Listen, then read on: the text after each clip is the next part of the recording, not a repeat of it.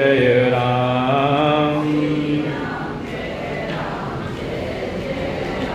प्रेम से बोले सच्चिदानंद भगवान की, स्फटिकेश्वर महादेव भगवान की, श्री परशुराम भगवान की जय, श्री शिव महापुराण की जय।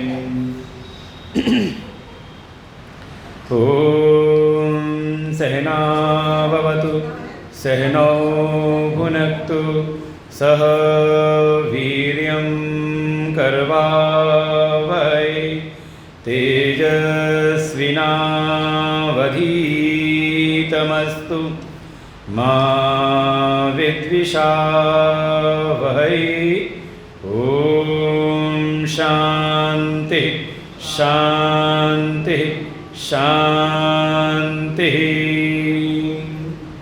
अखंडमंडलाकारं व्याप्तं येन चराचरं तत्पदं दर्शितं येन तस्मै श्री गुरवे नमः। अज्ञानतिमिरान्धस्य ज्ञानाञ्जनशलाकया चक्षुरुन्मीलितं येन तस्मै श्रीगुरवे नमः। गुरुर्ब्रह्मा गुरुर्विष्णु गुरुर्देवो महेश्वर गुरुर्साक्षात् परं ब्रह्म तस्मै श्री गुरवे नमः। त्वमेव माता च पिता त्वमेव बन्धुश्च सखा त्वमेव विद्या द्रविणं त्वमेव सर्वं मम देवदेव। गजाननं भूतगणाधिसेवितं कपित्थजम्बूफलचारुभक्षणम् उमासुतं शोकविनाशकारकं नमामि विघ्नेश्वरपादपङ्कजम्। नारायणं नमस्कृत्य नरं चैव नरोत्तमं देवीं सरस्वतीं व्यासं ततो जयमुदीरये। सानन्दमानन्दवने वसन्तम् आनन्दकन्दं हतपापवृन्दं वाराणसीनाथमनाथनाथं श्रीविश्वनाथं शरणं प्रपद्ये। श्रीविश्वनाथं शरणं प्रपद्ये।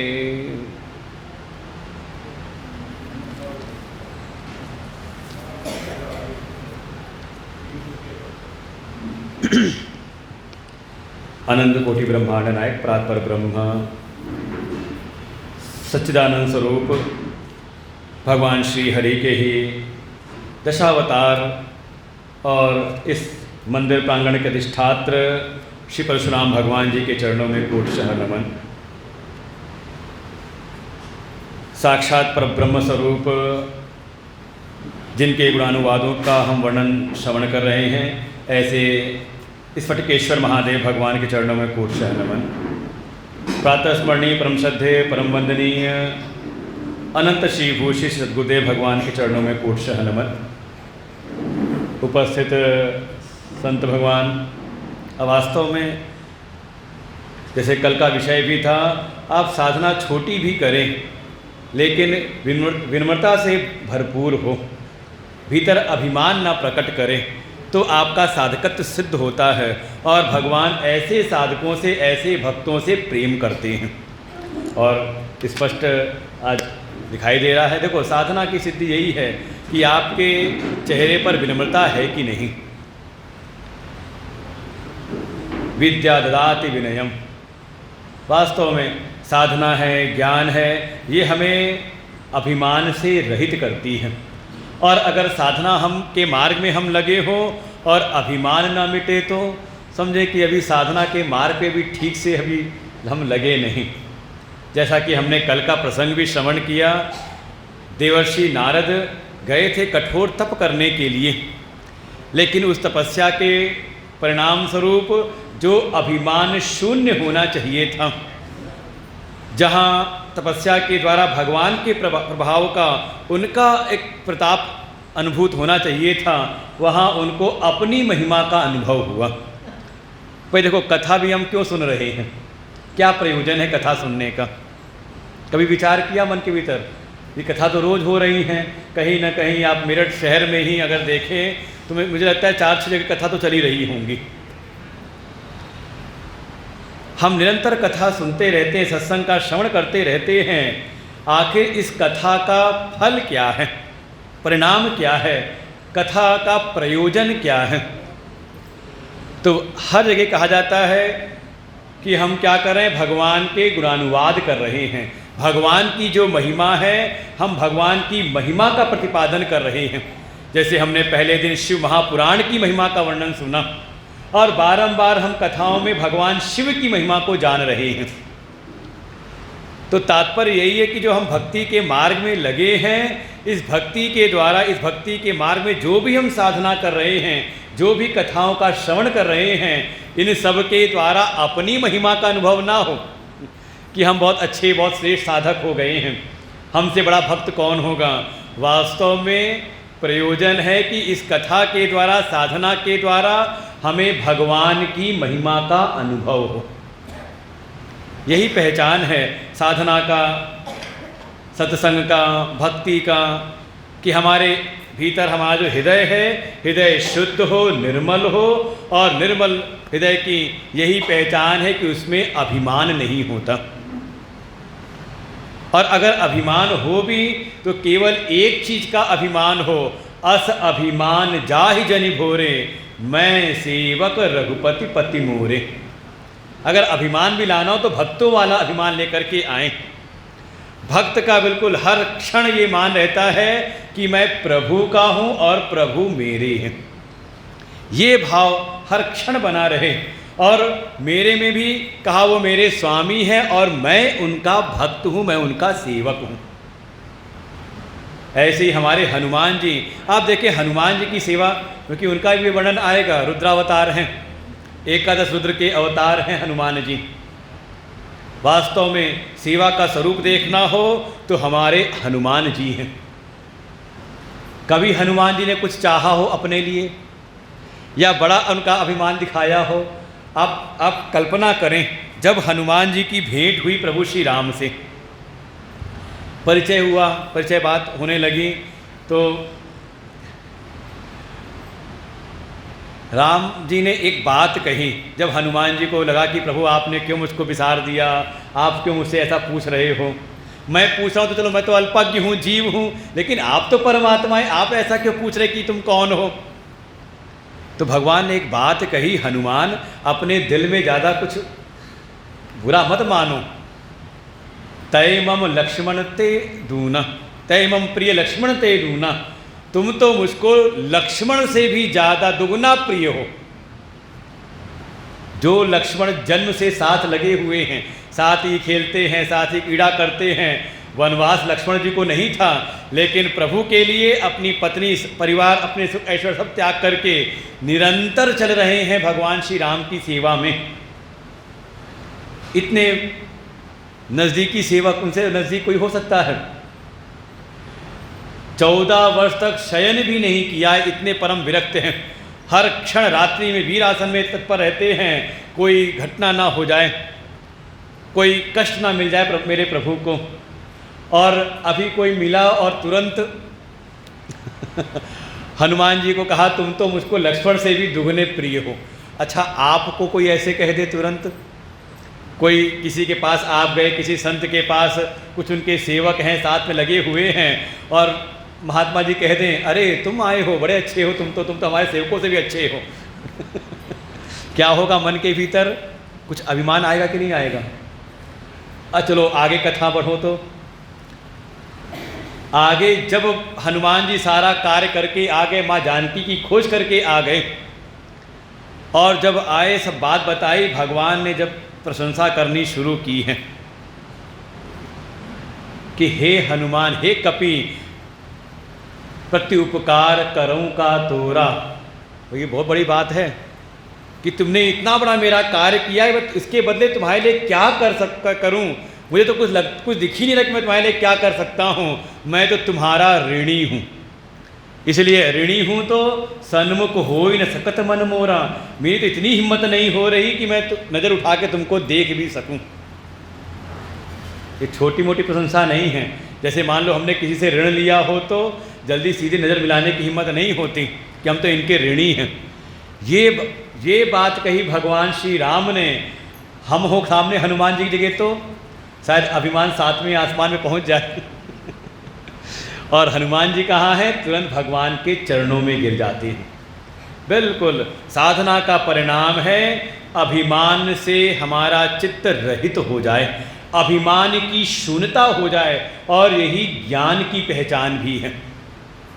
ज्ञान मान जहाँ एकौ नाही। ज्ञान का तात्पर्य है कि जहाँ ज्ञान का मान भी ना हो कि मैं ज्ञानी हो गया हूँ। भाई यही घटना घटित हुई थी, समस्या यही हुई थी देवर्षिनाथ के जीवन में। कठोर तप किया, कामदेव को पराजित किया, लेकिन भीतर अपनी महिमा का बोध। और ऐसी कह सकते हैं ये संसार की भगवान की ऐसी माया मोहित करके रखती है कि जीव को अपने ज्ञान का मान तो हो जाता है, लेकिन भीतर मान हुआ है, इसका ज्ञान स्वतः जीव को नहीं होता। ये तो पता तब चलता है जब ये जीव जाता है किसी सद्गुरु की शरण में, और सद्गुरु की शरण में जब रहता है तो सद्गुरु जान जाते हैं कि हाँ देखो इसके भीतर अब मान प्रकट हुआ है। जैसे देवर्षि नारद को स्वतः ये बोध नहीं हुआ कि मेरे भीतर अभिमान आया है। अभिमान प्रकट कब हुआ? जब सारे जगत के गुरु, आदि गुरु भगवान शिव की शरण में गए। भगवान शिव ने समझाया कि जो चर्चा आज मेरे सामने की है अच्छी बात है, तुम धन्य हो, लेकिन ये चर्चा किसी और के सन्मुख मत करना। और तो और श्री हरि के सन्मुख जाना, कोई चर्चा चल भी जाए तो भी इसको किनारे टाल देना। लेकिन अभिमानी व्यक्ति अगर अभिमान से चूर हो तो उसको फिर सद्गुरु क्या भगवान की बात भी उसको फिर सुहाती नहीं।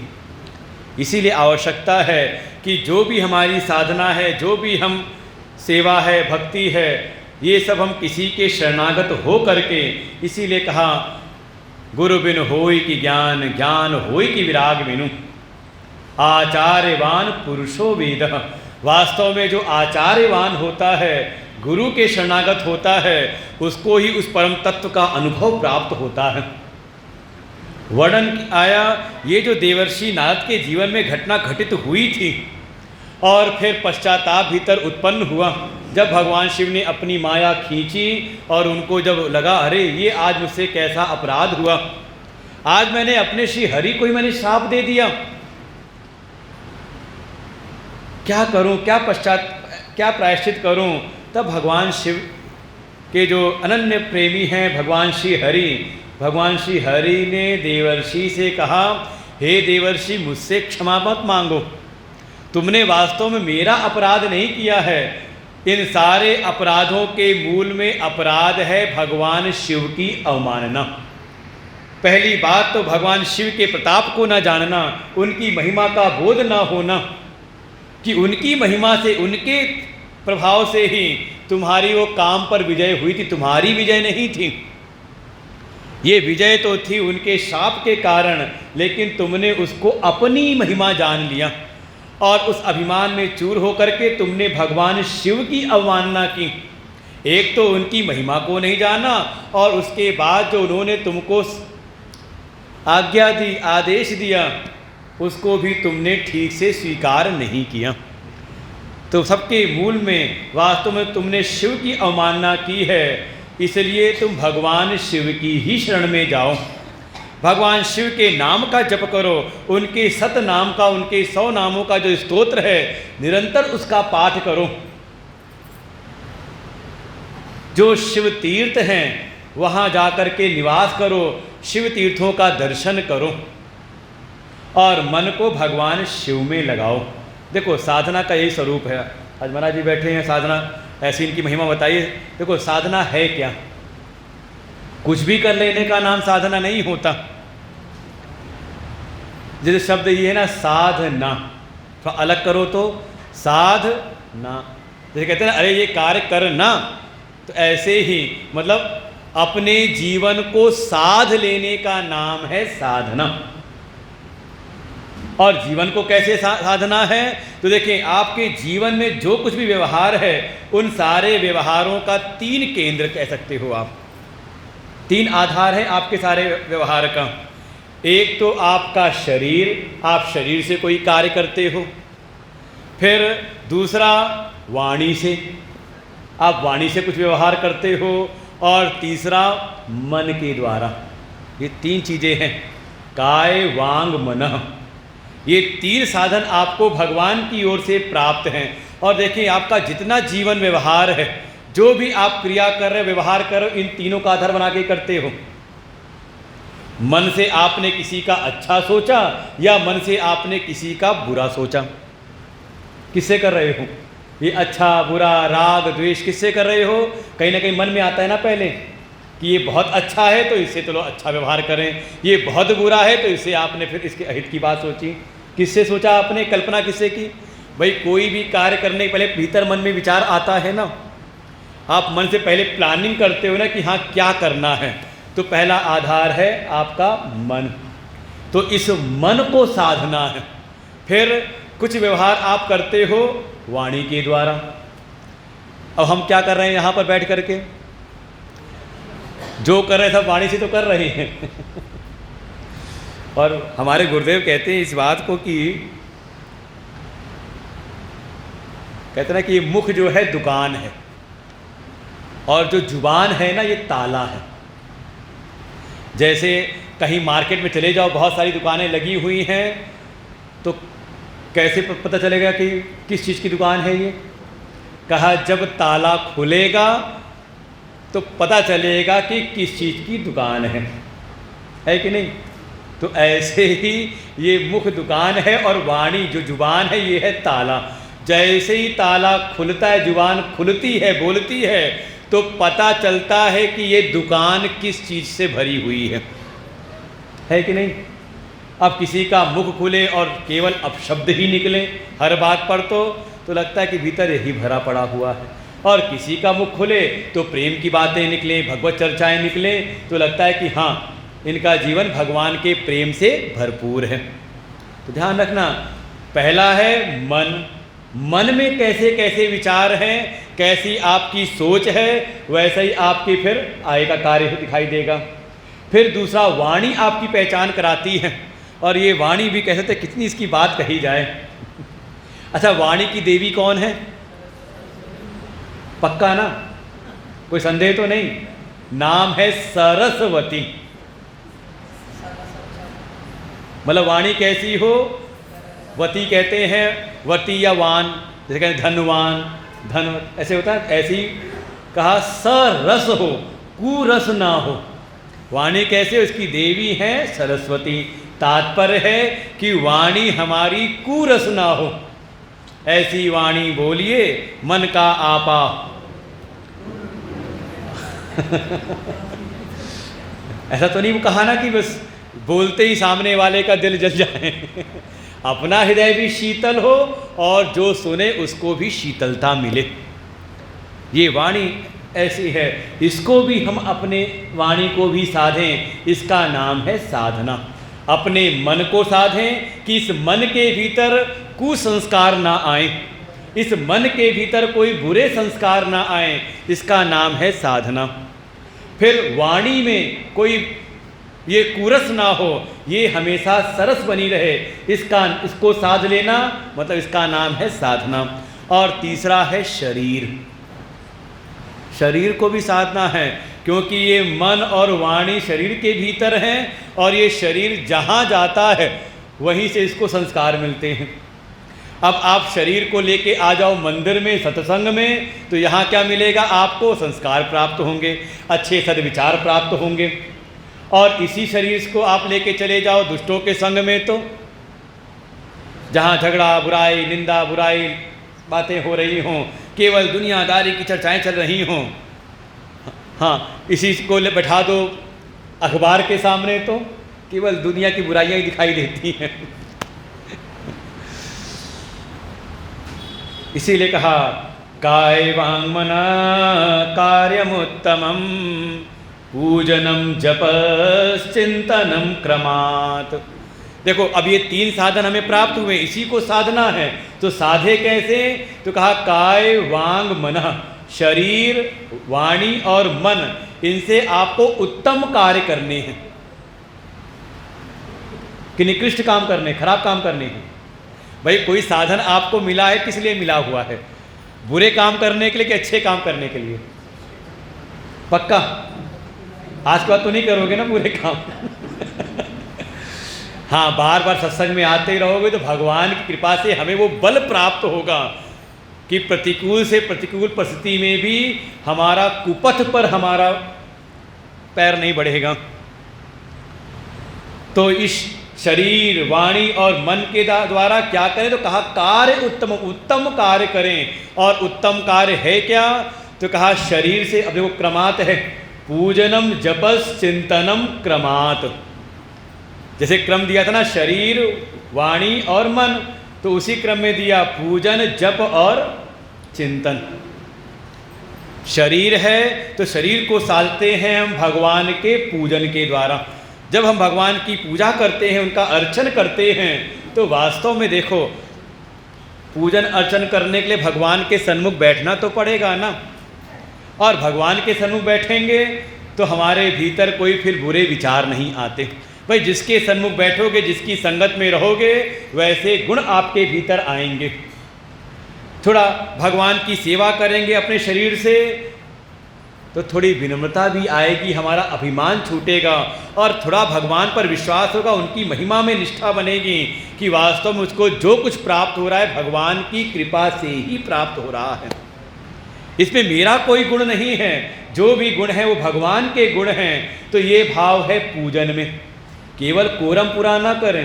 ये तो कई बार होता है, हम लोग आश्रमों में देखते हैं, मंदिरों में वो माताएं ज़्यादा दिखाई देती हैं, ज़्यादातर सुबह शाम नियम से रहती हैं, पुरुष लोग कम ही आते पूजा करने, ज़्यादा संख्या माताओं की रहती है।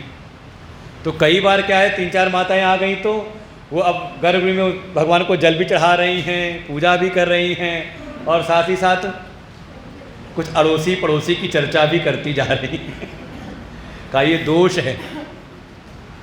कहते हैं भगवान के पास आओ तो थोड़े समय के लिए हम भगवान के पास आए, कम से कम उतने समय तो हमारा शरीर अगर भगवान के पास है तो मन भी भगवान के पास में रहे, हमारा पूरा ध्यान भगवान के पास लगा रहे। इसका नाम है पूजन। अपने आप को, अपने शरीर को समर्पित कर देना भगवान के पास, भगवान की सेवा में। और कैसी सेवा? तो देखो हनुमान जी का नाम आया है तो बिल्कुल, जब हनुमान जी निकले हैं ना माँ जानकी की खोज के लिए, तो गोस्वामी जी कहते हैं कैसे जा रहे हैं हनुमान जी? तो वर्णन किया जिमि रघुपति, क्या कहा है आगे, सुंदरकांड की चौपाई है, जिमि रघुपति अमोघ कर बाना हनुमान, यही भांति चले वो हनुमान। ऐसे चले हनुमान जी कैसे? जैसे कोई बाण जा रहा हो। बाण माने तीर। अच्छा देखो, तीर चलता हुआ दिखाई देता है कि नहीं? फिर तीर की एक दिशा दिखाई देती है कि किस दिशा में तीर जा रहा है। तीर की एक गति दिखाई देती, कितने वेग से तीर जा रहा है। और तीर का एक लक्ष्य दिखाई देता है, जिस लक्ष्य को तीर भेदता है ना? 3 चीज़ दिखाई देती है ना पक्का। मेरे पर ध्यान रखो, जो आ रहा है आने तो जाने दो। वही मैं समझा रहा हूँ कि ठीक है, लोग आते रहेंगे जाते रहेंगे, इसी खटर पटर में ही भगवान से मन को जोड़ के रखना है। यही है आपका संयम। जैसे कहा तीर कि एक का एक लक्ष्य होता है, उसकी एक दिशा होती है और उसकी एक गति होती है। लेकिन आप विचार करो, क्या ये तीनों तीर का अपना है? तीर का अपना कोई लक्ष्य होता है? लक्ष्य किसका है? कहा वो धनुर्धारी का, जिसने धनुष पर तीर का संधान किया है ना। जिधर कहते हैं वो लक्ष्य बना दे, तीर उधर जाता है, जो उसको दिशा दे दे वो दिशा में जाता है, और जितनी वो गति देता है खींच करके वो गति प्राप्त होती है। तो ऐसे हैं हनुमान जी कि दिखाई तो देते हैं हनुमान जी कार्य कर रहे हैं, लेकिन वास्तव में ना तो हनुमान जी का अपना कोई लक्ष्य है, ना अपनी कोई दिशा है, ना अपनी कोई गति है। ये तीनों हैं उनके पास में भगवान की, ऐसी उनकी दृढ़ निष्ठा है। उनका जीवन में कर्म तो हैं, लेकिन वो कर्म अपने लिए नहीं, अपने प्रयोजन से नहीं, बल्कि वो अर्पित है भगवान को। देखो, इसी का नाम है निष्काम कर्म योग। निष्काम सेवा, जो हम पूजा करते हैं, जो भगवान की सेवा करते हैं, अगर सेवा करते हुए हमने अपनी लिस्ट भी लगा रखी है भगवान के सन्मुख, समझे, अभी फिर वो पूजन वाली भावना नहीं है। अभी तो हम भगवान से की सेवा कर नहीं रहे, ये तो उनको हम रिश्वत दे रहे हैं। प्रभु, हमने थोड़ा आपको दिया है, थोड़ा आप हमारा भी काम करवा देना। होता है कि नहीं ऐसे? अरे कहीं जाते किसी विभाग में काम अटका हुआ हो तो क्या करते हो आप? वहाँ उसकी सेवा करते हो, बदले में वो आपकी सेवा करता है, नीचे रखी फाइल को उठा करके ऊपर कर देता है। तो यही करने कराने आते हो भगवान के पास पूजन में? का इसका नाम पूजन नहीं है। पूजन तो ये है, प्रभु आपकी शक्ति है, आपने ही कुछ मुझको ये जीवन दिया है, आपने कुछ मुझको सामर्थ्य दी है, त्वदीयं वस्तु गोविंद तुभ्यमेव समर्पयेत्, कि हे प्रभु आपकी दी हुई शक्ति सामर्थ्य को थोड़ा मैं आपको समर्पित करने आया हूँ। इस भाव से जब आप शरीर को लेकर के आते हो भगवान की सेवा में, तो इसका नाम है पूजन। शरीर को साधना है तो इस भाव से कोई पूजा में लगे, इस भाव से सेवा में लगे, तो वास्तव में वो साधना के मार्ग में है। फिर वाणी है तो वाणी से फिर करना है जप। पूजनम जपस चिंतनम क्रमात्। वाणी की वास्तव में सार्थकता यही है कि ये वाणी जिनकी कृपा से मिली है, थोड़ा हम उनके नाम का जप तो करें। और देखो, व्यवहारिक जगत में आप खूब करते हो, कोई आपका सहायक बने प्रतिकूलता में, कोई निरंतर कोई आपका सहायता करने वाला कोई सहायक हो, तो आप उसका नाम बार बार लेते हो कि नहीं लेते? मुख पे नाम आता कि नहीं आता? चार लोग मिल जाएं तो आप कहीं ना कहीं प्रशंसा में उसके नाम लेते हो। तो ये सारा जो कुछ प्राप्त हुआ है किसकी कृपा से? तो थोड़ा उनका नाम लेने में काहे की शर्म? और कई बार कीर्तन में सब गा रहे होते, कोई एक आध होते जो मन में चुप चुप धीरे धीरे लेते हैं, कहीं पड़ोसी सुन ना ले कि मैं भी नाम ले रहा हूँ। शर्म तो नहीं आती ऐसी भगवान का नाम लेने में? का समझ लो आपने फिर तो गोस्वामी जी कहते फिर वो जीव नहीं, वो समझ लो बैठक है, समझ लो टर टर करने वाली। हम अपनी वाणी से जप करें। और तीसरा कहा, जो भीतर वाला मन है उससे हम भगवान का चिंतन करें, क्योंकि ये मन का एक ऐसा स्वरूप है, जैसे जल होता है ना, जल को जिस पात्र में डाल दो वो उसकी आकृति ले लेता है, आकार ले लेता है। ऐसे ही हमारा मन है, इस मन को हम जिस विषय में लगाते हैं ये उसका आकार ले लेता है, मतलब ऐसे ही हो जाता है। जैसे अब मैं एक शब्द लूँ हाथी, मन में कैसी आकृति बनी? छोटी सी होगी तो कोई खिलौना देखा होगा हमने, लेकिन हाथी माने तुरंत मन ने आकृति ले ली, बड़ी सी कुछ होगा, बड़ा सा कुछ, और तुरंत नाम ले चींटी, तो आकृति बड़ी बनी? नहीं बनी। कैसी का? कुछ छोटी सी चीज़ की बात, मन आकार लिया ना मन ने। ऐसे ही जब आप दुष्टों का भी चिंतन करते हो, किसी अधर्मी का चिंतन करते हो, तो आपका मन भी वैसे ही अधर्म की आकार का हो जाता है। और जब आप किसी सज्जन का, किसी संत का, और सर्वोत्तम तो ये है कि भगवान का आप चिंतन करते हो, तो आपका मन भी उसी रूप में हो जाता है। भगवान का चिंतन करते करते जो चिंतक है, कहा वो भगवत स्वरूप ही हो जाता है। सोई जानहि जेहु देहु जनाई, जानत तुम्हई तुम्हई होई जाई। बिल्कुल देखें, वास्तव में आप चिंतन किसका कर रहे हो? आप विषयों का चिंतन कर रहे हो, संसार की बुराइयों का चिंतन कर रहे हो, तो कभी न कभी आप उस अधर्म के मार्ग पे आप चल भी पड़ते हो, आप स्वयं बुरे बन जाते हो। और आप सत्संग में आकर के कथाओं के द्वारा, सत्संग के द्वारा आप सद्विचारों का चिंतन करें, आप भगवान के स्वरूप का चिंतन करें, तो बारंबार इस स्वरूप का चिंतन करते करते का आप भगवत स्वरूप ही हो जाते हैं। यही कारण है संतों को हम भगवान स्वरूप मानते हैं। क्यों? क्योंकि उनका जो जीवन है वो जीवन भगवत स्वरूप के चिंतन में व्यतीत हो रहा है। ये कारण है। तब हम कहते हैं गुरुर्ब्रह्मा गुरुर्विष्णु गुरुर्देवो महेश्वर, गुरुर साक्षात परब्रह्म तस्मै श्री गुरुवे नमः। जो हर क्षण भगवान के चिंतन में, भगवान के तत्व के चिंतन में, शिव पद के चिंतन में लीन हो, तो वास्तव में वो शिव स्वरूप ही हो जाते हैं। लेकिन उसके लिए तीनों साधन की अनिवार्यताएं हैं। ज़्यादातर समाज में ये फ़ोन में बात करना बिल्कुल मना है। यहाँ पर उनको होश ही नहीं है, मतलब कथा में है ही नहीं। ये बिल्कुल ये सत्संग वाला नहीं कि आए जो मन मर्जी आए करो, फ़ोन को बंद कर लेना, दोबारा बजे तो भगा भी देता हूँ मैं। पिछला अनुभव होगा, एक आपको मैंने उठा के भगा भी दिया था, क्योंकि हमें लगता है ना कि ये भगवान की निंदा कर रहा है। और ठीक है, हमारी निंदा करे तो हम उसको साथ बैठा के रखें, लेकिन कोई भगवान की निंदा करे तो फिर हमारा भाव होता है तो उठा के भगा दें। क्योंकि भगवान के सामने आके भगवान को भूल करके कहीं और मन लगा रहा है, तो इसका मतलब है अभी भगवान की महिमा उसकी समझ में है ही नहीं। साक्षात तीन का देखो, अब भटकाओगे तो ऐसे भटकता है, एक एक विषय निकलते रहते हैं। एक साथ ही आप देखो कितने दोष होते हैं। भगवान के सन्मुख बैठे हैं तो ये हो गया भगवत अपराध, भगवान से मन हटा के कहीं और चला गया। फिर सामने शिव महापुराण शास्त्र विराजमान है तो दूसरा हो गया शास्त्र अपराध। और तीसरा, महात्मा जी बैठे व्यासपीठ पर है, व्यास स्वरूप बैठे हुए हैं, तो इसे कहते हैं साक्षात जो बैठे हैं उनका निरादर करना। बिल्कुल व्यवहारिक जगत, ये भक्ति वक्ति बिल्कुल अलग नहीं। व्यवहार समझ में आ जाए तो भक्ति सुधर जाती है, और भक्ति आ जाए तो व्यवहार सुधर जाता है। जैसे आपके यहाँ कोई आए, ये पूरब की एक कहावत है, मैं पता नहीं सुनाई कि नहीं सुनाई, यहाँ पर कहावत हो,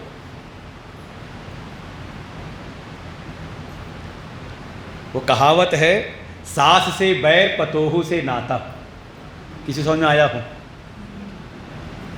मतलब आप गए किसी के घर में, और जो घर की मालकिन है सास, उससे तो दुआ सलाम आपने की नहीं और चली गई, उसकी बहू रानी से बैठ के खूब घंटों आपने गपशप की और चली गई वहाँ से, तो आपके जाने के बाद क्या होगा? दोबारा आपका आना बंद हो जाएगा। है कि नहीं?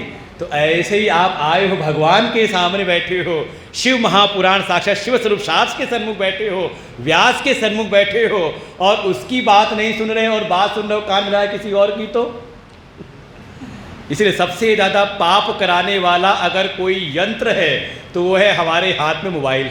अच्छा, मान लो मेरी जेब में भी मोबाइल रखा और घंटी बजे, घुरघुराए, और मैं निकाल के यहाँ बैठ के बात करूँ तो कैसा लगेगा आपको? तो ऐसे ही बीच में आप उठा के बात करते हो तो मुझे कैसा लगता होगा? इसी का नाम है परस्परम भावयन्ता श्रेय परमवाप्स्यतः। भगवान गीता में कह देते हैं, अगर आपको श्रेय की प्राप्ति करनी, अपने जीवन को श्रेय के मार्ग में आगे बढ़ाना है, अपने जीवन का कल्याण करना है, तो परस्पर भाव से, जिससे आप जैसा व्यवहार चाहते हो उसके सन्मुख वैसा ही व्यवहार करो। और नहीं करते तो समझ लो सबसे बड़ा अधर्म यही है। तो तीन साधन जीवन में बने रहें, तीनों के तीनों। हम पूजा भी करें, शरीर से भगवान की सेवा भी करें, वाणी से भगवान के नाम का जप भी करें, लेकिन तीसरा भी जो साधन है उसको भी ध्यान रखें। क्योंकि ज़्यादातर क्या है, समाज में पूजा करने वाले खूब हैं, भगवान के नाम का जप करने वाले बहुत हैं, लेकिन भगवत स्वरूप का चिंतन कहते हैं उसकी क्या ज़रूरत है? सत्संग में क्या जाके क्या होगा? सुना कि नहीं कभी? इसीलिए कई बार दिखाई देता है कि मंदिर में जो पूजा करने वाले बहुत आते, सत्संग में रुचि नहीं लेते। लेकिन सिद्धांत ये तीनों को ही, क्योंकि भगवान श्री हरि ने देवर्षि नारद से जो दोष हुआ है उनको तीनों साधन बताए हैं। आप वाणी से भगवान शिव के नाम का आप जाप भी करो, शिव तीर्थों में जा कर के उनकी पूजा करो, उनकी सेवा भी करो, और फिर जब हृदय शुद्ध हो जाए, चित्त निर्मल हो जाए, तो परमपिता ब्रह्मा जी के पास जा कर के आप शिव तत्व की जिज्ञासा करना, शिव तत्व का बोध भी प्राप्त करना, शिव तत्व का थोड़ा चिंतन भी करना। और देखो जैसी आज्ञा मिली, ये देवर्षि नारद शिव तीर्थों में जा कर के सारे जितने भी ज्योतिर्लिंग हैं सब में उन्होंने दर्शन किया। काशी विश्वनाथ में जा कर के उन्होंने निवास किया, आनंदवन अभिमुक्तेश्वर क्षेत्र काशी में उन्होंने निवास किया। वहाँ रह के हर जगह रह के भगवान शिव के नाम का जप किया, सतनाम स्तोत्र का पाठ बारंबार करते हैं। सब कुछ करने के उपरांत कहा मन तो शुद्ध हुआ। देखो वर्णन किया है, ब्रह्मलोकम जगामाथ शिव स्मरण सन्मति, शिव तत्वम विशेषेण ज्ञातुम इच्छु स नारद। ये देवर्षि नारद सारे शिव तीर्थों में भ्रमण करते करते, शिव नाम का जप करते करते इनका हृदय शुद्ध हुआ, हृदय तो निर्मल हुआ, लेकिन कहीं ना कहीं चित्त में एक विक्षेप बना हुआ है, चित्त को शांति नहीं मिली। उनको बार बार वो बात याद आती है, हाय मैं कितना पापी हूँ, मैंने अपने ही आराध्य अपने श्री हरि को श्राप दे दिया, मेरे द्वारा शिव की अवमानना हुई। ये चित्त को शांति कहीं प्राप्त होती नहीं। तब भ्रमण करते करते भगवान श्री हरि की प्रेरणा से ही देवर्षि नारद पहुँचे हैं ब्रह्मलोक, और वहाँ नत्वा तत्र विधिम भक्त्या, पूरा भक्ति पूर्वक समर्पण भाव से ब्रह्मा जी को उन्होंने प्रणाम किया। इनके पिता हैं देवर्षि नारद के, ब्रह्मा जी, ब्रह्मा के पुत्र हैं देवर्षि नारद। तो गए हैं अपने पिता के पास में, लेकिन पुत्र भाव से नहीं गए हैं, पुत्र पिता के संबंध से नहीं गए हैं। किस संबंध से गए हैं? का श्रद्धा की पूंजी ले करके भक्ति द्वारा उनको नमन किया, उनको वंदन किया है, और अपनी जिज्ञासा वहाँ पर पूछी है। अर्थात शिष्य भाव से गए हैं कि मैं शिष्य भाव से आया हूँ, आप मेरे गुरु बन करके मुझको मार्गदर्शन दीजिए।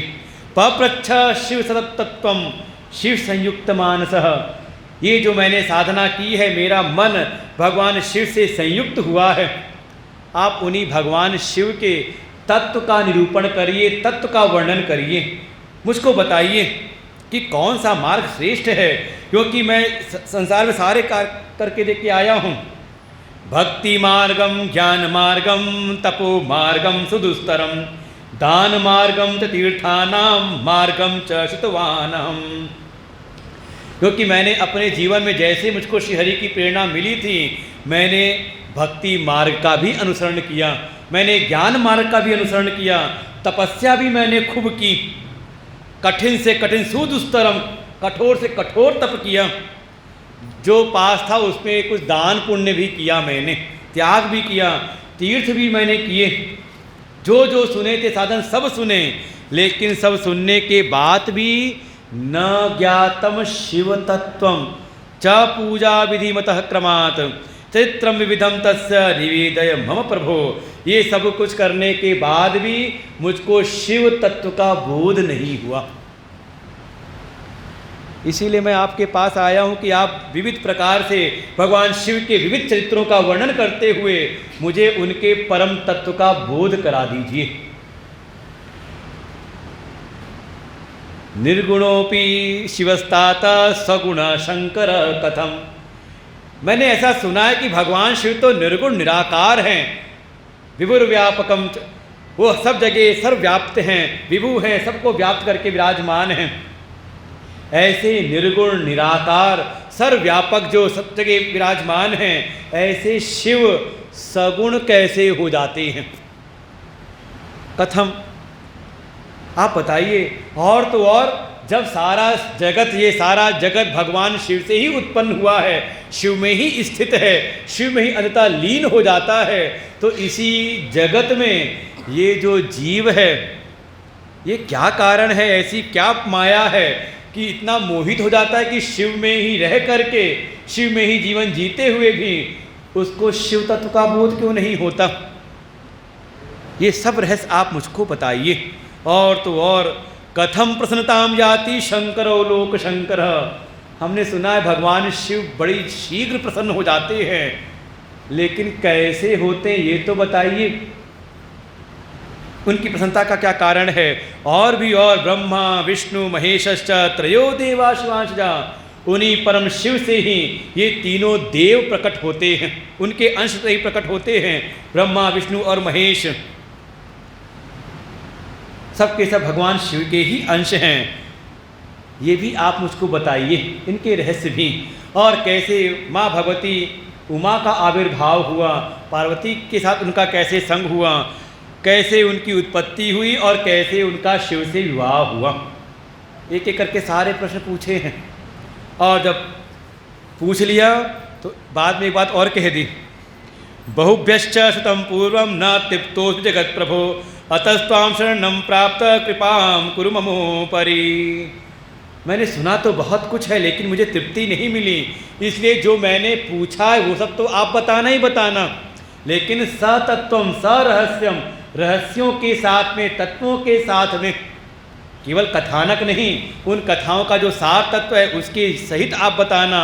और जो कुछ मैंने न भी पूछा हो, आपको लगता है कि हाँ मेरे कल्याण के लिए वो तत्व आवश्यक हैं, तो आप वो सब भी मुझको सुनाना।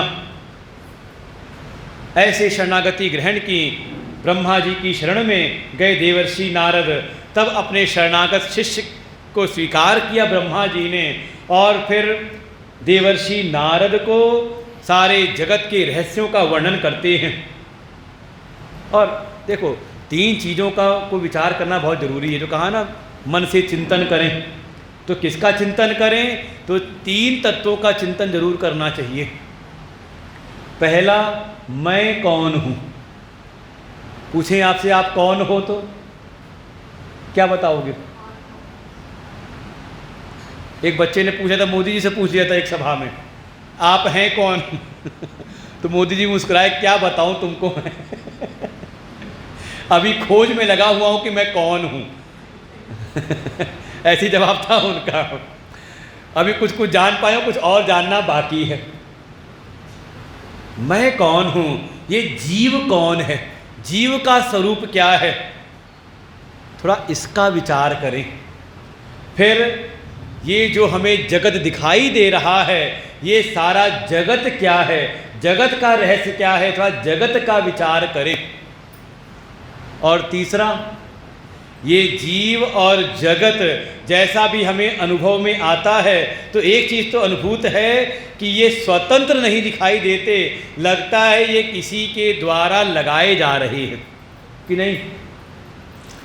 आप अपनी मर्जी से आए थे मनुष्य योनि में, अपनी मर्जी से आए थे मेरठ नगर में, कहीं होते अफगानिस्तान पाकिस्तान में, तो अफ्रीका में कहीं होते, तो अपनी मर्जी से। ये तो हमारे कुछ कर्म रहे होंगे, भगवान का अनुग्रह कृपा कि मनुष्य योनि में, और उसमें भी भारत भूमि में, जहाँ भगवान, सारे भगवान के अवतार हुए हैं, सारे देवताओं का जहाँ वास है, जहाँ गंगा जी हैं, अनेकों अनेकों जहाँ तीर्थ हैं, जहाँ संतों का निवास है, जहाँ सत्संग मिलता है, ऐसे भारत भूमि में हमारा जन्म हुआ। तो किसी कृपा से हुआ ना, हमारा बस तो नहीं था। तो ये जीव और जगत दोनों ही नियंत्रित दिखाई देते हैं। जैसा आप चाहते हो वैसा ही नहीं होता, कभी हो जाता है लेकिन हमेशा नहीं होता। आप चाहते कुछ हो लेकिन होता कुछ है। क्या है? जीव और जगत दोनों ही नियंत्रित हमें दिखाई देते हैं। तो ये जीव और जगत दोनों के नियंता कौन है, जगदीश्वर कौन है, उनके स्वरूप का भी चिंतन करते रहें। तो तीन चीज़ों का चिंतन। और ये जो पुराणों की कथा है, जो भी हमारे शास्त्र हैं, इनके विचार का, इनके चिंतन का यही तीन बिंदु हैं। जीव कौन है, जगत का स्वरूप क्या है, और दोनों ही जो नियंत्रित हैं, तो दोनों के नियंता जगदीश्वर कौन है। ब्रह्मा जी ने कहा, हे देवर्षि आओ बैठो, मैं तुमको सुनाता हूँ बिल्कुल सृष्टि के प्रारंभ से ही। यश्रुत्वा सर्वलोकानां सर्वपापक्षयो भवेत् तदहं ते प्रवक्ष्यामि शित तत्त्वमनामयम्। और पहले ही ये जो उपदेश देने जा रहा हूँ इसकी फलश्रुति बता दी कि हे देवर्षि, जैसा तुमने पूछा है मैं तुमको शिव तत्व का ही उपदेश करूँगा। और इसका फल क्या है, परिणाम क्या है, सर्व पाप क्षयो भवेत, तुम सारे पापों का क्षय कर लोगे। जो तुम्हारे मन में ये बीच बीच में अशांति आती रहती है उसका कारण तुम्हारे पाप ही है। देखो बिल्कुल स्पष्ट है, ये बाहर के जो संसाधन हैं ये सुख दुख का हेतु नहीं बनते। हमें लगता है ऐसा कि धन मिल जाएगा प्रचुर मात्रा में तो हम सुखी हो जाएंगे, हमें लगता है कि ऐसी ऐसी घर की व्यवस्थाएं हो जाएंगी तो हम सुखी हो जाएंगे, और बड़ा प्रयास भी किया, खूब जतन किया और सब मिल भी गया, तो क्या जैसा सुख चाहता वैसा सुख मिला? बाद में लगता है इससे ज़्यादा सुखी तो हम पहले थे जहाँ रहे थे है कि नहीं? ये जो बाहर के जो भी संसाधन हैं ये जीवन में सुविधाएं तो दे सकते हैं लेकिन सुख दुख के हेतु नहीं बनते। सुख दुख तो आपको प्राप्त होता है आपके कर्मों के परिणाम स्वरूप ही। अगर आपने जन्म जन्मांतर में अपने जीवन में पुण्य कर्म कर रखे हैं तो पुण्य कर्म का फल है सुख, और आपके पुण्यों की बहुलता हो तो संसाधन से रहित भी आप हो जाएं, कोई संसाधन आपके पास ना हो तो भी आपका मन सुखी रहता है। नहीं होता कभी? अरे कभी पुराना याद कर ले, बहुत संसाधन नहीं मिले तब भी चित्त सुखी था, और इस संसाधनों को इकट्ठा करने जाने कितने हमने पाप कर डाले। जैसा चंचुला ने कहा था कि अल्प सुख के लिए हमने जीवन में बड़े महत् पापों का अर्जन कर डाला है, पता नहीं मेरी क्या गति होगी कामे गतर में। और वहीं पर अगर किसी के पास कोई संसाधन नहीं है, कोई सुविधा नहीं, लेकिन उसका चित्त अगर सुखी है, शांत है, तो कहा उसके ये पुण्य कर्मों का फल है। अच्छा मान लो आपको लगता है संसाधन प्राप्त हो जाएंगे, थोड़ा धन मिल जाएगा, ऐश्वर्य मिल जाएगा और थोड़ी पावर मिल जाएगी। अच्छा धन ऐश्वर्य पावर ना हो तो मन में थोड़ा पद प्रतिष्ठा भी तो प्राप्त हो जाए तब हम हो जाएंगे सुखी। और मान लो जगत में हमें ऐसा कोई दिखाई दे जिसके पास ऐश्वर्य कितना है कि कई कई दिन टीवी में दिखाते हैं कि हाँ इनकी जो कोठी बनी है देखो कैसी कैसी बनी हुई है, पर्दे कहाँ से आए हैं, वहाँ फर्श के टाइल कहाँ से, पत्थर कहाँ से लगे हैं, पंखे कैसे चलते, दरवाजे कैसे खुलते हैं, कई कई दिन टीवी में दिखाया जाता है। मतलब 25 करोड़ के कौ पर्दे ही लगे हों पूरे घर में, कैसा ऐश्वर्य रहा होगा। और वो प्रदेश का मुख्यमंत्री पावर कितनी होगी अब नाम आप सब समझ जाते हैं। और वो हो जेल में तो अब बताओ जेल में सुख है कि दुख है? क्या है? जेल में सुख मिलता है कि दुख मिलता है? चाहे वहाँ कितनी भी सुविधाएं हो सकता है, ऐसा नहीं कि जैसे आप फिल्मों में जेल देखते हो वैसी कोई सारी उनके पास वीआईपी व्यवस्था होंगी। भाई सूबे का मुख्यमंत्री है तो डॉक्टर लगे, एम्स के डॉक्टर लगे हुए, उनकी जांच परख हो रही है, खाना उनका जांच परख आ रहा है, तो शायद हो सकता है वो जेल के भीतर एसीसी भी लगा हो। लेकिन मन कैसा है अंदर रह करके भी, सुखी या दुखी? यही बात समझ में आ जाए पुराण की कथा से, समझ लो ये जो हमारी भ्रांति है कि बाहर हम संसाधन खूब जुटा लेंगे तो हम सुखी हो जाएंगे, तो ऐसा यथार्थ है नहीं। सुख और दुख मिलता है हमारे अपने कर्मों के परिणाम स्वरूप। आपने कितना पुण्य किया है, कितना पाप अर्जन किया है, इसके परिणाम स्वरूप ही आपको जीवन में सुख और दुख की प्राप्ति होती है। इसलिए सचेत रहें, भूल करके भी कोई पाप ना हो। और देखिए जो पहले की जो परंपराएं थी, पहले के जो प्राचीन जो पुराने लोग हैं उनको होगा बड़ा भयभीत रहते थे कि भूल से भी हमसे गलती ना हो जाए। और आज का समय है ये सुख ऐश्वर्य में इतना मन लगा रहता है कि अरे थोड़ा बहुत चलता है, थोड़ा बहुत तो सब कर रहे हैं, हमने कर दिया तो कौन सी बड़ी बात नहीं है। फिर समझ कैसा सुख और कैसा दुख फिर जीवन में आता है। ब्रह्मा जी कहते हैं जो शिव तत्व का जो बोध है, जो मैं तुमको उपदेश करूंगा, ये अगर तुम सुन लोगे तो इस सुन करके इसको भीतर धारण कर लोगे तो इसको धारण करते ही तुम सारे पापों से मुक्त हो जाओगे। सर्व पाप क्षयो भवेत, ये ऐसी विद्या है।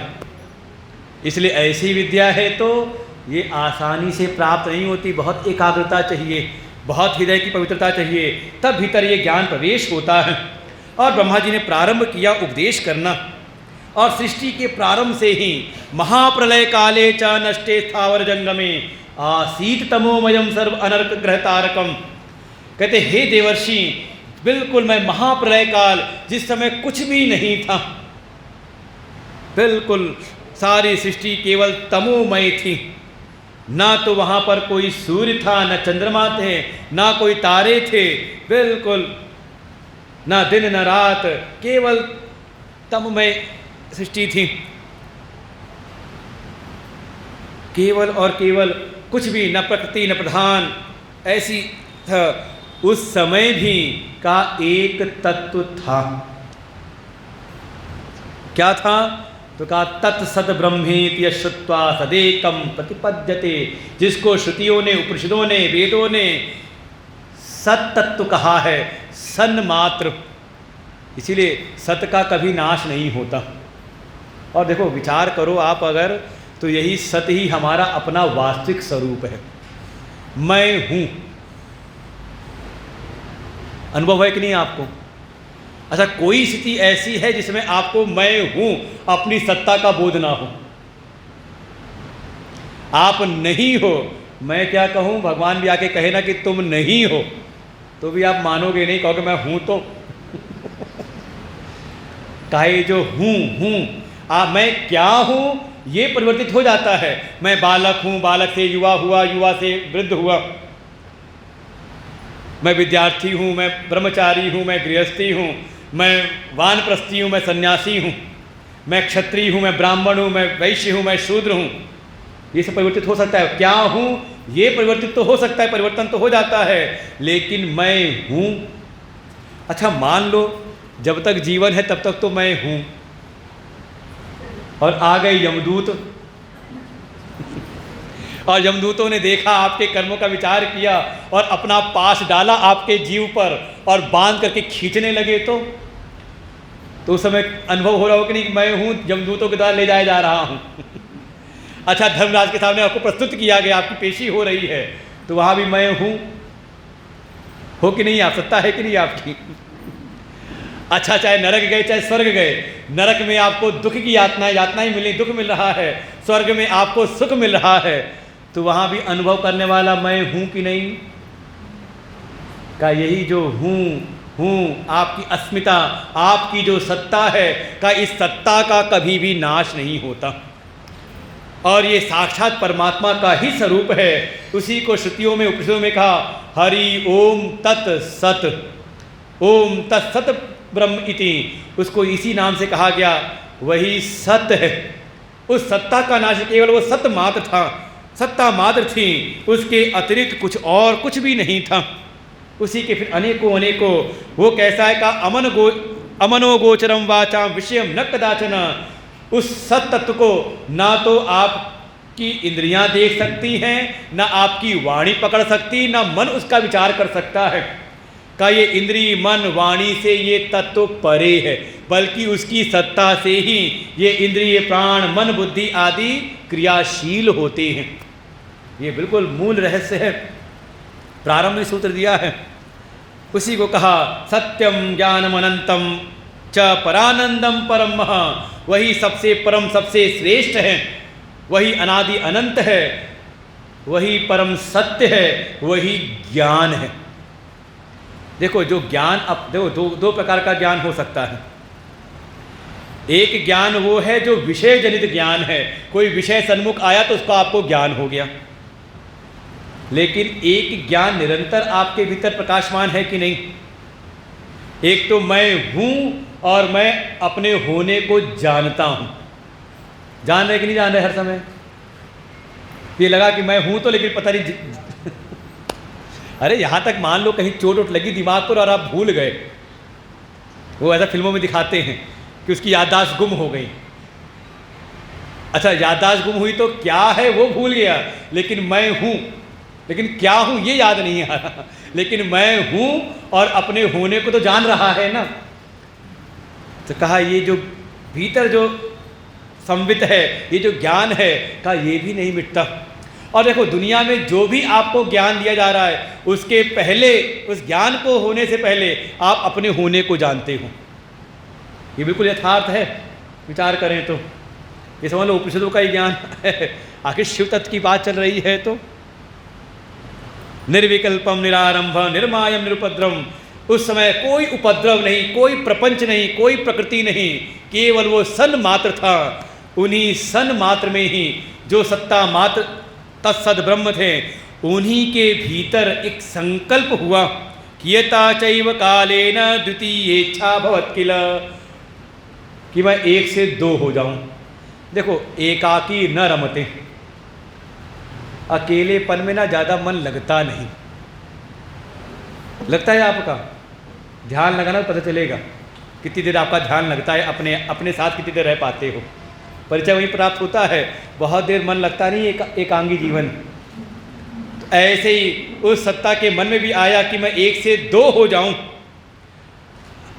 और ऐसा भाव आते ही अमूर्तेन समूर्तिश्च तेना कल्पी स्वलीलया, उन परम सत्य ने अपनी लीला के द्वारा ही जो अमूर्त थे, मूर्ति से रहित कोई उनका रूप नहीं था, वो अमूर्त से हो गए मूर्ति। उन्होंने अपनी एक मूर्ति स्वीकार कर ली, और वो मूर्ति रूप में जब आए तो सर्वैश्वर गुणों पे तो सर्व ज्ञानमयी शुभा, उनमें सारे गुणों का आधान हो गया।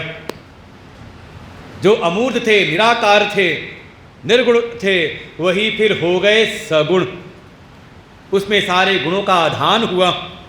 और फिर ये जो मूर्त रूप हुए, उन्हीं का फिर नाम पड़ा अमूर्ते यत् पराख्यम वही तस्य मूर्ति सदाशिव।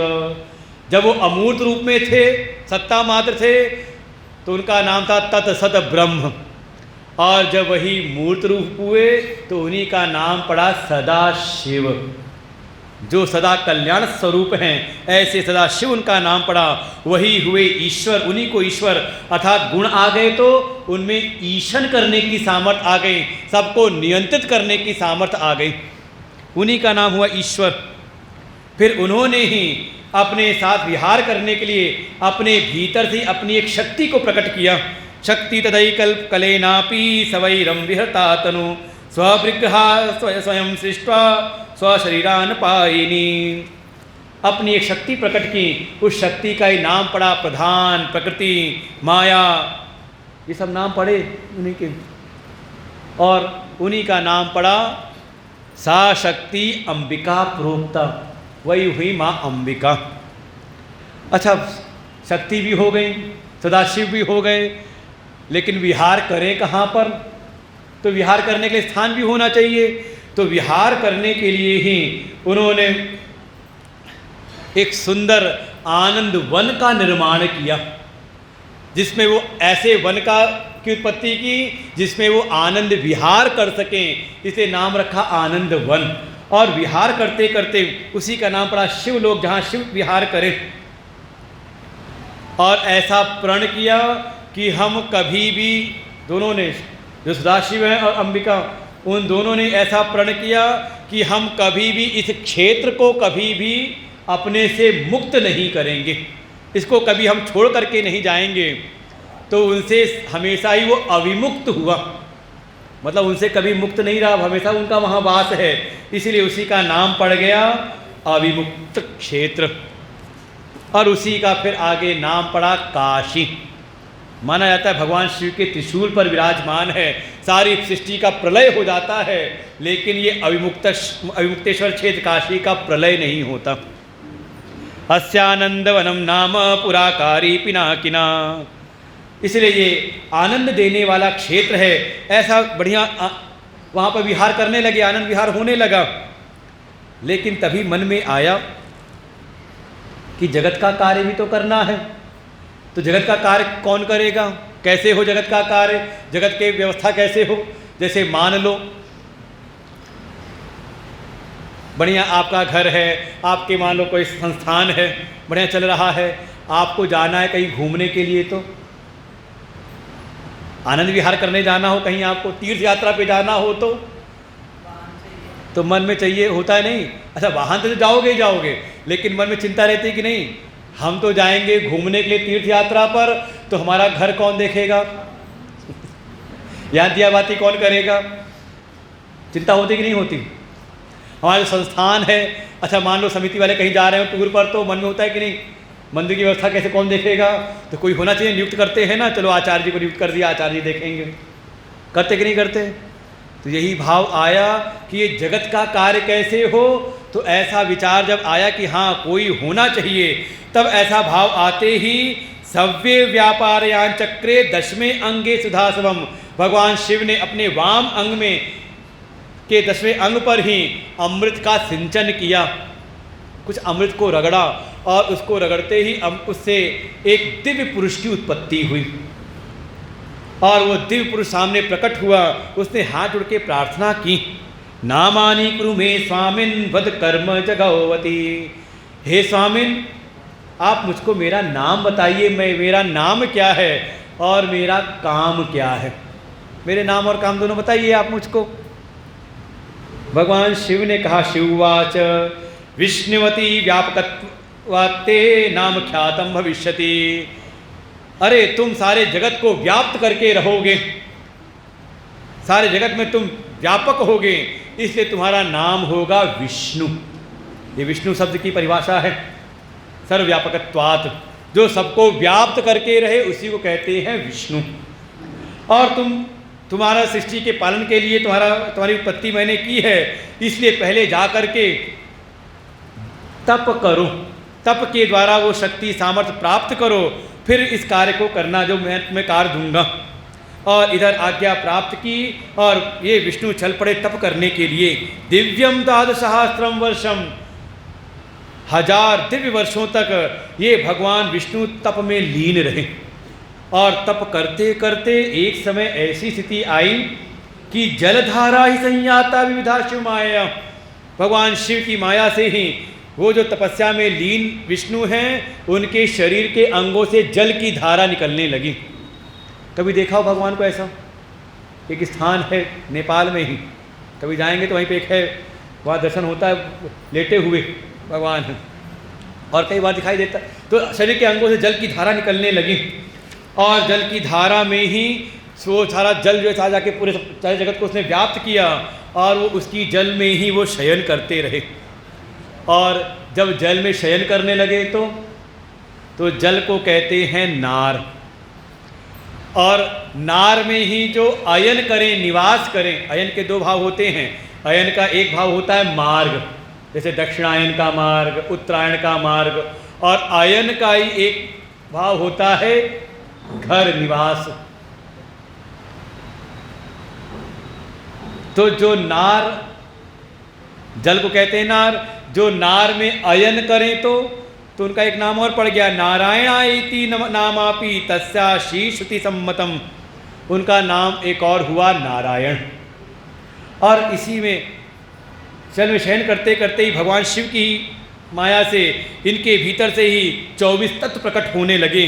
प्रकृति प्रकट हुई, महत्तत्व, उससे 3 गुण प्रकट हुए, 3 गुणों से अहंकार, 3 प्रकार के अहंकार हुए, उससे 5 तन्मात्राएं प्रकट हुई, फिर उन्हीं से 5 महाभूत प्रकट हुए, उन्हीं से इंद्रियां प्रकट हुई, 5 ज्ञान की, 5 कर्म की, और धीरे धीरे सृष्टि का विस्तार होने लगा। ये 24 तत्व पहले प्रकट हुए, और फिर ये जो सोए हुए नारायण थे, सुप्ते नारायणे देवे नाभौ पंकजमुत्तमम आविर्भू सहसा बृहद्वयी संकरिच्छया, भगवान शंभु की इच्छा से ही ये जो जल में शयन कर रहे थे नारायण, इनके नाभि से ही कमल प्रकट हुआ, और जब कमल प्रकट प्रफुल्लित हुआ तो उस पर प्रकट हुए ब्रह्मा जी। घटना कल की याद हो, क्या क्या घटनाएं हुई थी। उनको भी लगा मैं कौन हूँ, कहाँ से आया हूँ, तो खोजते खोजते कुछ उनको एक संकेत मिला, तप करो, तप भी किया, तो ढूंढते ढूंढते आए तो उनको फिर भगवान नारायण मिले। फिर वो कुछ हुआ जो कल घटना सब सुनी थी हमने, भगवान शिव उनके सामने प्रकट हुए। और जब शिव प्रकट हुए तो भगवान शिव ने वो सारी घटना होने के बाद, शापा शापी और वरदान देने के बाद, भगवान शिव ने फिर दोनों को संबोधित किया। परमेश्वर उवाच अन्य शुणे हरे विष्णु शासनम मम सुवतः सदा सर्वेषु लोकेषु मान्य पूज्यो भविष्यति। तो घटना कल की याद हो, बात चल रही थी कौन श्रेष्ठ है, कौन बड़ा है, और उसी होड़ में ब्रह्मा जी तो अपनी श्रेष्ठता को सिद्ध करने के लिए असत्य का सहारा लिया। परिणाम में उनका जो असत्य भाषण करने वाला पंचम मुख था उसको काट दिया गया, और उनको एक ये भी उनके बारे में कह दिया कि जाओ तुम्हारी कहीं ज़्यादा पूजा वूजा नहीं होगी। और आज तक देखो एक ही मंदिर दिखाई देता है पुष्कर में। और जो विष्णु हैं, जो सत्व गुण प्रधान हैं, जिनको भी था कि हाँ अपनी श्रेष्ठता को सिद्ध करना है, लेकिन अपनी श्रेष्ठता को सिद्ध करने के लिए उन्होंने सत्य का त्याग नहीं किया। भगवान शिव ने उनको वरदान दिया, अरे मेरे शासन से, मेरे अनुशासन के द्वारा विष्णु तुम मेरे समान ही पूज्य होगे, जगत पूज्य हो जाओगे। सदा सर्वेषु लोकेषु, सदा सब समय सब जगह तुम मेरे समान ही पूज्य होगे। इसलिए हे विष्णु, ये जो सृष्टि का कार्य प्रकट होने वाला है, इस सृष्टि के पालन का कार्य तुम्हारा रहेगा। देखो, पालन पोषण का कार्य करना तो थोड़ा सत्वगुण होना चाहिए। सत्वगुणी ना हो, उदारता ना हो भीतर, तो आप किसी का पालन पोषण नहीं कर सकते। जैसे माँ पालन पोषण करती थी, क्यों कैसे करती है? उदारता के साथ में ना। अच्छा, उदारता ना हो तो अपना अपना स्वार्थ चाहे, अपना भला चाहे तो होगा पालन पोषण। तो ऐसे ही विष्णु जो सत्वगुणी हैं, उनको कार्य दिया तुम सृष्टि का पालन करना, और सृष्टि का पालन करना होगा तो कभी कि ना कभी आवश्यकता पड़ेगी, क्योंकि कोई ना कोई ऐसे उद्दंड लोग भी प्रकट होंगे जो शायद सृष्टि की मर्यादा को स्वीकार न करें। तो उनका संहार करने के लिए, धर्म की स्थापना करने के लिए तुम अनेकों अनेकों अवतार भी लेना। विविधान अवतारांश गृहीत्वा कीर्तिमुत्तम, अनेकों अवतार लेना। देखो 10 तो यहीं विराजमान हैं, 10 अवतार हैं, और कुल 24 अवतार समय पर लेते ही रहना, और धर्म की स्थापना करना, और साथ ही जन को तारते भी रहना। दुष्टों का संहार, और जो सज्जन हैं उनका तारण भी करना, तारना भी उनको। गुरु रूपो ह्यो रुद्रो ह्यनेन वपुषो।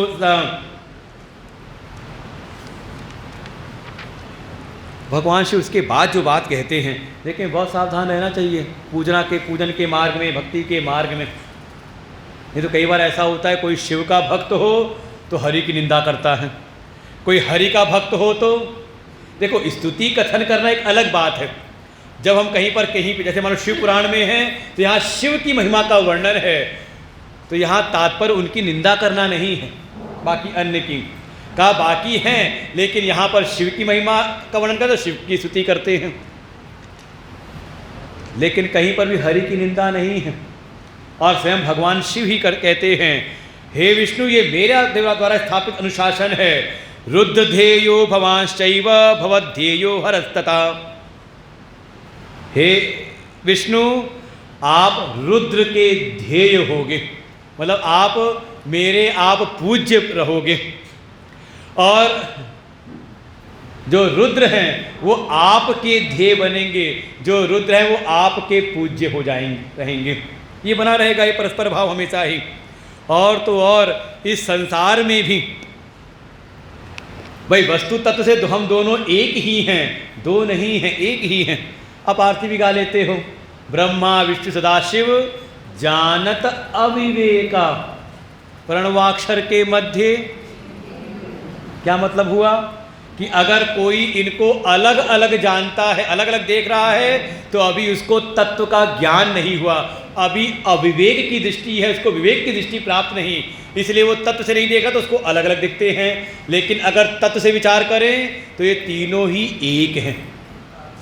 प्रणवाक्षर के मतलब का तत्व की दृष्टि से, ओम की दृष्टि, तत्व की दृष्टि से देखते हैं तो तीनों एक ही हैं, एक ही तीन रूप हो जाते हैं। जैसे मान लो आप एक ही हो कि आप अनेक हो जाते हो। आप हो एक ही, लेकिन सामने आपका बालक आया तो आप माता हो गए, पिता हो गए। सामने आपके माता पिता आ गए तो आप उनके फिर बालक हो गए, उनके बच्चे हो गए। भाई बहन आए तो आप भाई बहन बन गए। कोई मित्र आया तो आप मित्र बन गए। और कोई झगड़ा करने आ गया तो आप उसके शत्रु हो गए। तो मैंने आप क्या हो गए? आप हो एक ही, लेकिन जैसा संदर्भ प्रकट होता है वैसे आपके अनेक रूप हो जाते हैं। भगवान शिव कहते हैं तत्व से हम दोनों एक ही हैं। वस्तु तश्चापि च एकत्वम, वस्तु से तत्व से हम एक ही हैं। इसलिए इस संसार में भी अगर हम दोनों में कोई भेद करता है तो कोई हो मेरा भक्तो रुद्र भक्तो नरो यस्तु तव निंदा करिष्यसि।